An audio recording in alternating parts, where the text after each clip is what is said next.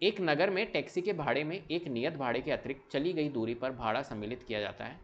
10 kilometre दूरी के लिए भाड़ा 105 है तथा 15 किलोमीटर के लिए भाड़ा 155 है। नियत भाड़ा तथा प्रति किलोमीटर भाड़ा क्या है? एक व्यक्ति को 25 किलोमीटर यात्रा करने के लिए कितना भाड़ा देना होगा? बहुत ध्यान से समझना। एक नगर है, उसमें टैक्सी के भाड़े में एक नियत भाड़े के अतिरिक्त चली गई दूरी पर भाड़ा सम्मिलित किया जाता है। ठीक है, इसने कहा है 10 किलोमीटर दूरी के लिए भाड़ा 105 है और 15 किलोमीटर के लिए भाड़ा कितना है? 155 है। ठीक है, अब देखो इसने कहा है एक तो नियत भाड़ा है। नियत भाड़ा मतलब एक फिक्स्ड। कभी भी अगर आप कोई एग्जांपल टैक्सी के हिसाब से चलते हैं, ये एक टैक्सी है, तो टैक्सी का जो चार्ज होता है, आपने कभी कैब बुक करी होगी है ना, ओला, इनमें आप घूमे होंगे, तो टैक्सी का चार्ज कैसे होता है पता है? एक तो होता है नियत भाड़ा, जिसको हम बोलते हैं फिक्स चार्ज, जिसको बोलेंगे अपन नियत भाड़ा, ये फिक्स है, ये तो लगना ही है। और एक होता है अतिरिक्त भाड़ा। ठीक है, क्या लगता है? अतिरिक्त भाड़ा। अब ये कैसे बनता है भाड़ा, इस चीज़ को समझते हैं। फॉर एग्जाम्पल आपने 5 किलोमीटर का दूरी तय करी, 5 किलोमीटर आप गए, 5 किलोमीटर की दूरी आपने तय की। अब क्या होगा, 5 किलोमीटर की जब आप दूरी तय करोगे तो देखो होता क्या है कि एक तो फिक्स भाड़ा है कि भैया आपके 50 रुपये तो लगेंगे ही सही, आप कितना भी करो लेकिन 50 रुपये तो लगेंगे। प्लस फिर आप जैसे जैसे किलोमीटर के अकॉर्डिंग, फिर आपके किलोमीटर के अकॉर्डिंग 1 किलोमीटर के जो चार्जेस हैं हमारे, वो है मान के चलो 12 रुपीज़। अब 5 किलोमीटर का अगर आपने दूरी तय करी तो 12 को गुणा करो, 1 किलोमीटर के 12 है तो 5 से मल्टीप्लाई करोगे, 5 किलोमीटर के कितने बनेंगे? 60। तो 60 रुपये तो ये बनेंगे और 50 रुपये ये फिक्स है, ये नियत भाड़ा है। तो टोटल कितना रुपये बनेगा? 110 रुपये बनेगा आपका भाड़ा। ऐसे बनता है भाड़ा टैक्सी का। आई बात समझ में? तो एक तो क्या होता है, नियत भाड़ा होता है, और एक होता है आप जितना दूरी तय करोगे उसके अकॉर्डिंग आपका भाड़ा लगेगा। अब आप अगर इस सिचुएशन को समझोगे तो देखो, नियत भाड़ा क्या है? फिक्स है। पहली बात, नियत भाड़ा क्या है? फिक्स है। और अगर फिक्स है तो अपन इसको कह देते हैं फिक्स हो जा भैया, अपन इसको ले लेंगे एक्स रुपीज़ जो है वो नियत भाड़ा है। और जो अतिरिक्त भाड़ा है, जो अतिरिक्त भाड़ा है, तो उसके लिए भी कह देंगे कि अतिरिक्त भाड़ा जो पर किलोमीटर है वो वाई रुपीज़ है। पर किलोमीटर जो हमारा अतिरिक्त भाड़ा है वो वाई रुपीज़ है।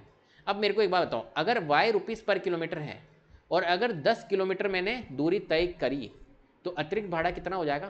तो आप कहोगे वाई रुपये 1 किलोमीटर के, तो 10 किलोमीटर के कितने हो जाएंगे? वही चॉकलेट वाला एग्जाम्पल। एक चॉकलेट की कीमत अगर मैं कहता हूँ 5 रुपये है, तो 10 चॉकलेट की कीमत कितनी होगी? तो आप कहोगे 5 गुणा 10 करो सर, 50 रुपये होगी। तो ऐसे ही अगर अतिरिक्त भाड़ा वाई रुपीज़ अगर 1 किलोमीटर की कॉस्ट है, एक सेकेंड, वाई रुपये अगर 1 किलोमीटर की कॉस्ट है, पर किलोमीटर है, तो 10 किलोमीटर की कितनी हो जाएगी? 10 को गुणा कर दोगे वाई से तो 10 वाई बन जाएगा। और ये x तो नियत भाड़ा है, ये तो बनेगा ही बनेगा, तो x प्लस 10y बन जाएगा, ये पूरा भाड़ा बन जाएगा। आई बात समझे? और इसकी जो कॉस्ट है वो जो भी दे रखी है उसके अकॉर्डिंग अपन यहाँ पर बना लेंगे। देखो यहाँ पर बोल रखा है 10 किलोमीटर दूरी के लिए भाड़ा 105 है, तो ये तो x तो फिक्स रहेगा और 10 गुणा वाई बराबर में क्या बन जाएगी? 105। तो ये बन जाएगी हमारी ऐसी इक्वेशन। समझ गए समीकरण? चलो अब बना लेते हैं। यहाँ पर तो हमारे को नियत भाड़ा लेना पड़ेगा, ये समझा दिया मैंने एक तरह से आपको। अब अपन इसको क्वेश्चन को सॉल्व कर लेते हैं।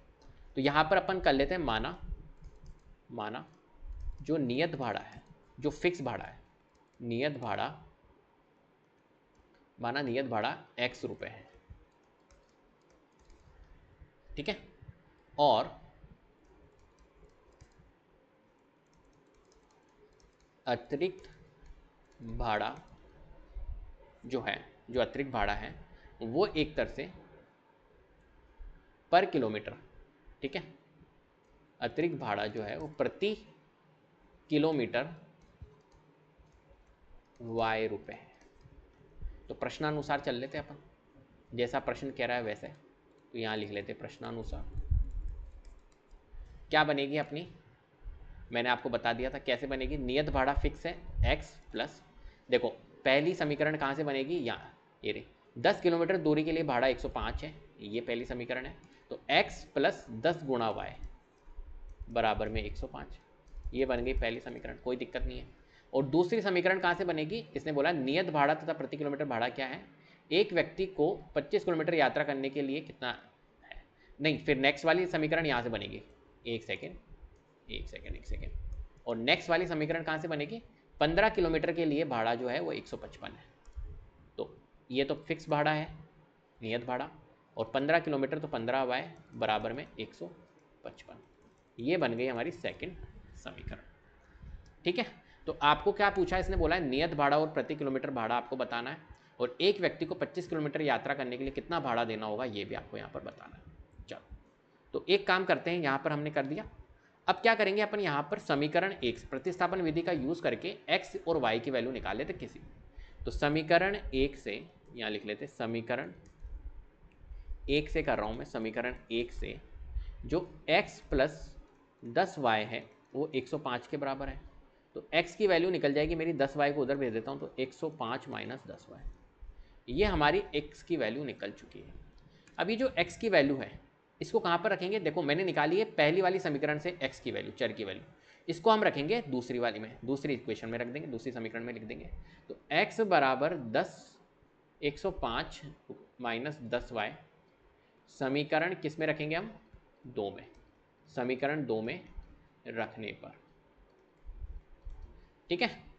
तो समीकरण 2 हमारे पास में है x प्लस 15y बराबर में 155, और समीकरण 2 में रखेंगे तो ये देखो x जो है वो 105 माइनस में 10y है, ठीक है, प्लस 15y और 155, माइनस 10y और प्लस 15y तो सॉल्व हो जाएगा, तो 5y आ जाएगा, और 105 को उधर भेजो तो ये 5y हो गया, और 155 इस 105 को उधर भेजूंगा तो माइनस, तो 5y की वैल्यू हमारी कितनी आ जाएगी, 155 में से 105 लेस करेंगे 50, तो y की वैल्यू आ गई हमारी 50 डिवाइडेड बाय 5, तो y की वैल्यू हमारी आ गई है 10। कोई परेशानी, अब y की वैल्यू हमारी 10 आ चुकी है। देखो तो y मैंने क्या लिया था, y लिया था प्रति किलोमीटर, यहाँ पर देखो प्रति किलोमीटर y रुपये प्रति किलोमीटर मैंने लिया था, अतिरिक्त भाड़ा लिया था। तो अतिरिक्त भाड़ा की जो कॉस्ट है प्रति किलोमीटर भाड़ा जो है वो कितना है, 10 रुपये आ गया। अब नियत भाड़ा भी निकाल लेते हैं। नियत भाड़ा कहाँ से निकालूंगा, तो देखो यहाँ से निकाल सकता हूँ मैं नियत भाड़े की कॉस्ट। नियत भाड़ा जब था वो x रुपये था, तो x यहाँ से निकल जाएगा, x बराबर 105 माइनस 10y, तो y की वैल्यू पुट कर लेता हूँ, तो 105 माइनस 10, y में मैं 10 पुट कर दूंगा, तो x की वैल्यू निकल जाएगी 105 माइनस 10 गुणा 10 100, तो x हमारा निकल चुका है, 105 में से 100 लेस करूँगा तो 5, तो x की वैल्यू कितनी निकली है हमारी, 5 रुपये। तो 5 रुपये जो है ये तो क्या है, एक तरह से ये तो है फिक्स, ठीक है, फिक्स मतलब नियत भाड़ा है, ये तो रहना ही है। बाकी अतिरिक्त भाड़ा जो है y 10 रुपये प्रति किलोमीटर के हिसाब से लगेगा, तो हमने दोनों निकाल लिया।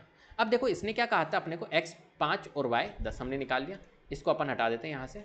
अब इसने अपने को क्या कहा था, एक मिनट, इसने अपने को यहाँ पे कहा है कि एक व्यक्ति को 25 किलोमीटर यात्रा करने के लिए, तो 25 किलोमीटर अगर कोई व्यक्ति यात्रा करता है मान के तो कितना उसको भाड़ा देना पड़ेगा।